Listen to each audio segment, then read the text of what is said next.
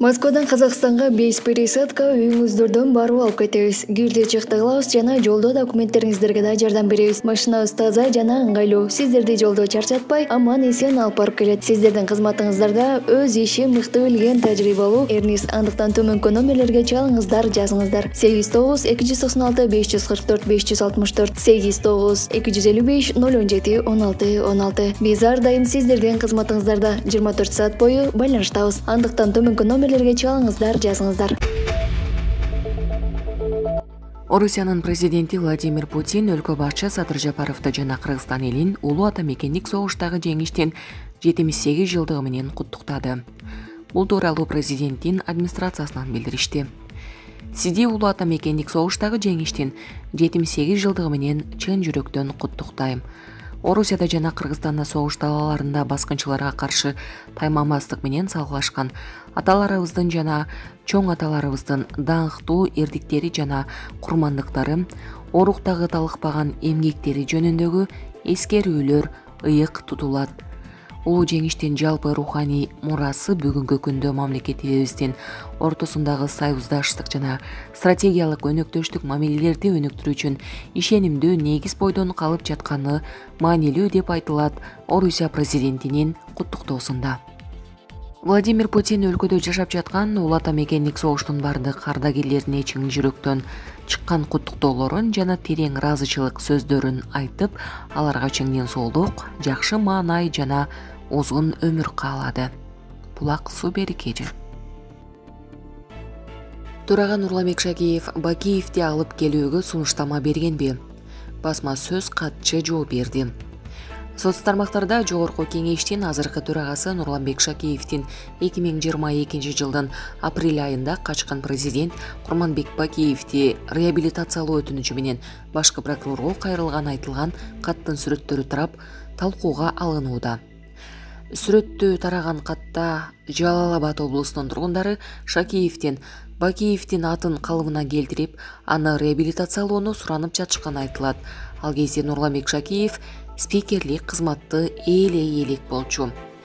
Өз кезегинде төраганын басма сөз катчысы Алтынбек Теркенбаев бул боюнча билдирүү жасады. Ал билдирүүсүндө кат жасалма экенин жана Шакеевден андай кайрылуу болбогонун билдирди. Айрым маалымат каражаттарына жана интернеттеги баракчаларда жогорку кеңештин төрагасы Нурламбек Шакеев тарабынан фракция лидери кезинде жазылды деген жалган каттын сүрөтү тароодо. Каттын номери, андагы Курманбек Бакиев тууралуу айтылган сунуштар жана аягында коюлган колдагы жасалма экенин белгилейбиз. Айрыкча чыгыш номуру 6665122 болгон кат эч кандай базада жок. Тилекке каршы технологиянын өнүккөн мүмкүнчүлүктөрүн туура эмес багытта пайдаланып, жасалма документтерди жасоо жана жашыруун булактар аркылуу жалган маалыматтарды таратуу адатка айланган өкүндүрөт. Андыктан төраганы жаманаттык кылуу максатында ушундай жалган маалыматтарды таратып, коомчулукту дүрбөлөңгө салуудан карманууга чакырабыз деп билдирди Теркенбаев. Булак суу беркежи. Ошто Москвадан өчпө соттун бөлүкчөсүн алып келишти. Бүгүн 6 май күнү таңгамал саат 6:30 Ош эл аралык аэропортунан эскерүү ото Кремлдин дубалындагы белгисиз жоокердин мүрзөсүндөгү өчпөс ото алып келинди. Бул тууралуу Ош медиасынан билдиришти. Аны жергиликтүү бийлик өкүлдөрү Кыргыз Республикасындагы Орусия кызматташтыгынын Ош шаарындагы Орус үйүнүн, Орусиянын Ош шаарындагы башкы консулдугунун өкүлдөрү тосуп алышты. Беле кетсек, бүгүн Ош шаарындагы өчпөс от мемориалдык комплексинин алдында аталган эл аралык акциянын алкагында жыйын реквием өтүп, мемориалга от жагылат. Түөлүк оттун бөлүкчөсү Ош шаарынан соң өлкөнүн башка шаарларына өткөрүлүп берилет.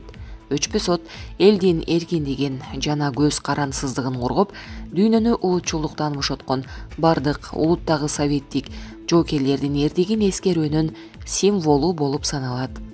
Ош шаарына улуу ата мекендик согуштун баатырларынын элесине арналган өчпөс оттун бир бөлүгүн Бүткүл Орусиялык элдик фронт коомдук кыймылынын борбордук штабынын мүчөсү 1 каналдын тил алып баруучусу Юлия Барановская, Мужское женское программасы телеалып баруучу жана блогер Екатерина Шугаева НТВдагы биз жана илим автордук программасынын алып баруучусу алып келишти. Булак супер кече. Экинчи даражадагы санкциялардын бутасы Борбор Азия өлкөлөрү болушу мүмкүн. Евробиримдик өлкөлөрү экинчи даражадагы санкциялардын механизмин түзүүдө. Бул Орусияга санкцияларды айланып өтүүгө жардам берген өлкөлөргө чектөөлөрдү киргизүүгө мүмкүндүк берет. Механизмдин биринчи бутасы Борбор Азия өлкөлөрү болушу мүмкүн. Бул тууралуу Bloomberg агенттиги окуядан кабардар жашыруун булактарына таянуу менен билдирди. Бул куралдын негизги максаты үчүнчү өлкөлөрдөн Орусияга жардам беришин чектөө жана Москва колдоно турган соода каналдарын жабуу болот.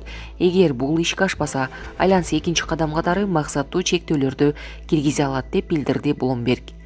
Агенттик Украинадагы согушка байланыштуу Орусияга каршы санкциялар киргизилгенден кийин бул өлкөгө Казакстан, Бириккен Араб Эмираттары, Туркия, Кытай жана башка өлкөлөрдөн бир катар товарлар, атап айтканда жарым өткөргүчтөр, интегралдык микросхемалар жана башка технологиялардын импорту кескин көбөйгөнүн белгиледи.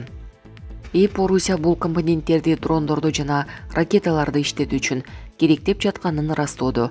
Агенттиктин маалыматына караганда 19-21 май аралыгында Жапонияда өтө турган чоң жетилик саммитине чейин эп ичинде механизмдин макулдашуу боюнча сүйлөшүүлөр жүрүп жатат.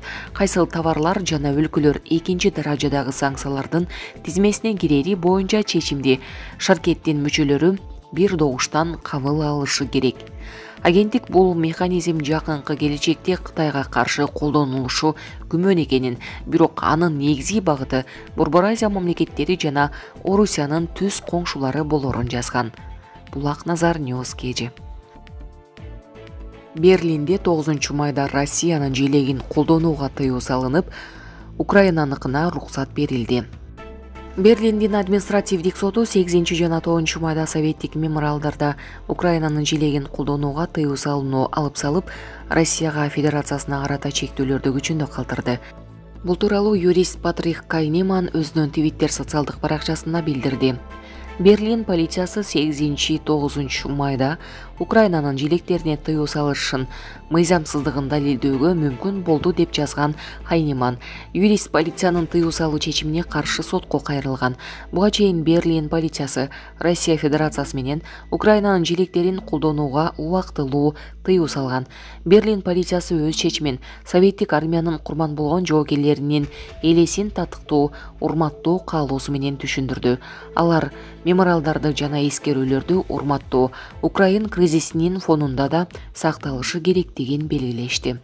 Булак Назар Ньюс кеже.